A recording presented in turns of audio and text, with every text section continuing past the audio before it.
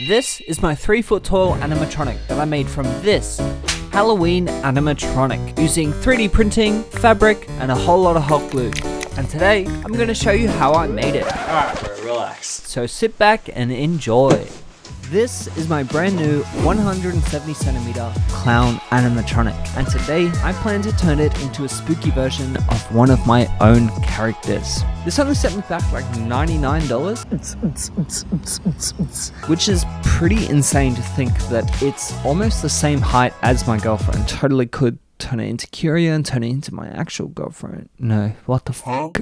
Dumbass joke, bro. This guy has a lot of movement and is quite scary. And as soon as I saw him, I knew that I had to go and buy one. Now, this definitely comes in parts. So before I start planning what I'm going to do to this guy, I'm going to have to build it. We're going to see how this goes. So yeah.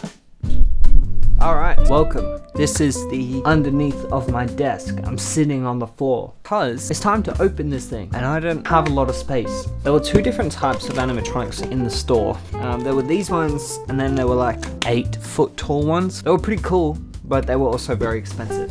But the lady said, as they were setting them up, these were so much easier to set up. So I'm gonna take her word on that, and if she lied to me, I'm gonna be upset. Let's have a look what we got. That is definitely the head.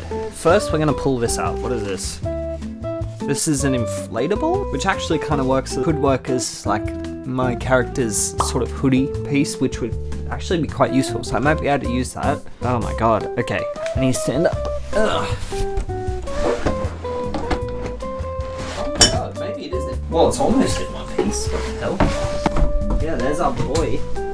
He looks like that one scene from It where they defeat him and he kind of just melts into the ground. I think it's in the first movie. Okay, so the face is actually made out of plastic, as well as the hands and the shoes. I mean, it's all quite thin plastic, which is good because it means we can 3D print replacements should we need to. And we got some poles. We got, I don't know what this thing is, but we got it. Some more, I think these are actually this, it's the stand, so he can stand. Do we have a manual? Please just give me a manual. The manual is literally 1 page. It's just this. I guess I'll just start and we'll see how we go.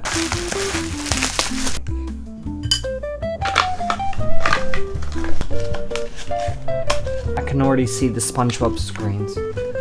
1 eternity later. Cool, we have a base. Alright. Which way? Like that? Step 4, fill the water bag with water. Okay, I guess I gotta go fill this up, so I will be...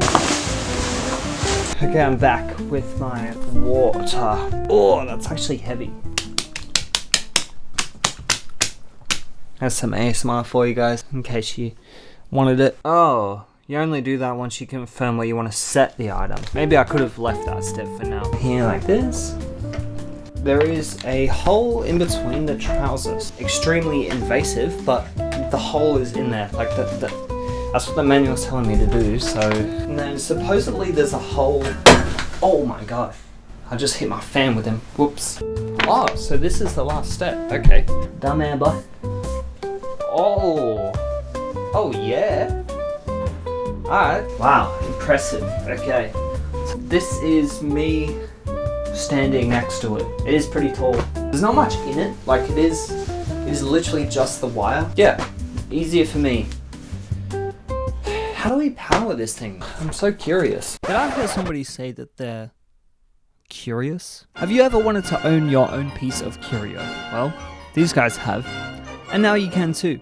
I am now putting my projects up for grabs on my website, curiostudios.au. If you've ever seen something in my videos that you want, or you want a collectible, or even this t-shirt, they're all going to be up for grabs on my website. It's a fantastic way to support the channel and a great way to keep me making stuff for you guys. Head on over to curiostudios.au or click the link in the description and you can get your hands on some Curio merch.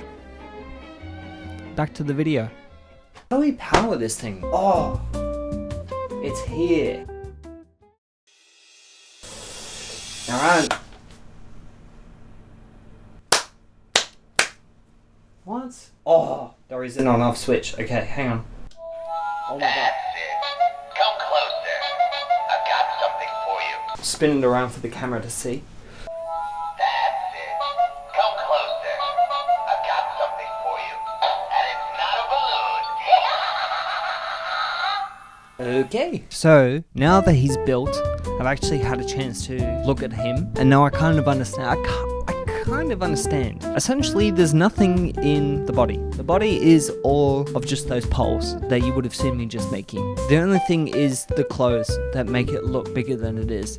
So I'm thinking maybe going a spotlight or something, or even using like foam. I could make a body for my character. Also, the arms, same sort of thing, except they're not poles. They're sort of like wire with like pool noodles in them, so you can actually pose them, because you can have them however you want them, which is awesome. As you should be able to see here, in his suit is the actual battery compartment, as well as the on-off switch. And then just above it is the motor that shakes his head from side to side, which is going to be really useful because it's looking like all I have to do is take off this plastic head. Yeah, like he's actually pretty straightforward. Like, he's not very complicated to work. The water balloon, I was actually wrong about. I was thinking I could use it as my character's sort of like hoodie neck tie thing. Could work as like my character's sort of hoodie piece, which would actually be quite useful. So I might be able to use that, but I can't. That is simply a weight to hold it down, which makes sense because you don't want it to topple. The only thing I'm a little bit concerned about, the eyes, they actually light up. I'm gonna see if I can repurpose them, I guess. But other than that, I'm actually pretty happy with this. It was actually really easy to assemble, but yeah. It's not a balloon. It's not a balloon. Go ahead. Run away. Alright. Time to say goodbye. My last words. Alright, bro, relax.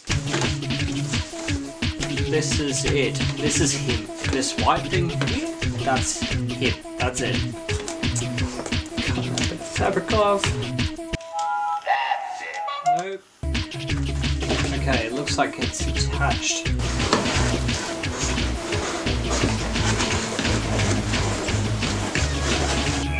Cutting into his head.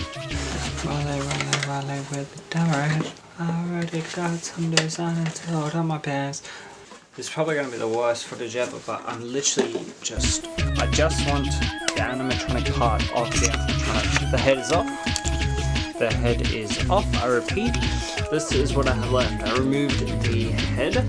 Essentially, I paid $99 for this. Looks similar to the ones I had before. I've done the video on. I also cut the wire arms because, yeah, I did. But you can still turn it on. That's it. Come closer. I've got something for you. So we'll see what happens now. This was my idea, to turn Curio into a clown. I gave him a funny hat, I gave him some makeup, and of course I gave him a big red clown nose. Now, my animatronic is 170 centimeters tall, or 160, one of the two, which is awesome. It's very big, but it's not exactly how tall I imagine Curio to be. When I think of a life-size Curio, I imagine him to be about 3 foot tall. So after making a model and deciding what I wanted him to look like, I began to scale my model. And to give you an idea of how much I had to scale my model, these are just his glasses. It's going to be a big ass model. The parts are so big, most of them will have to be printed in 2 parts and glued together, and some of them may even have to be printed in 3s or 4s. But now that I've got all my parts ready and they're all printing out, I decided I'm going to get to work on his outfit.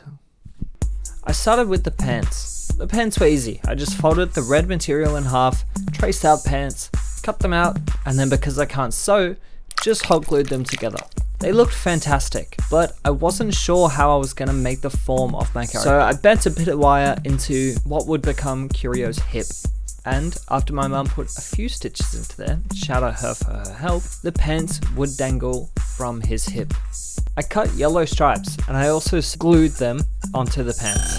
Oh, and look at that, my head is done.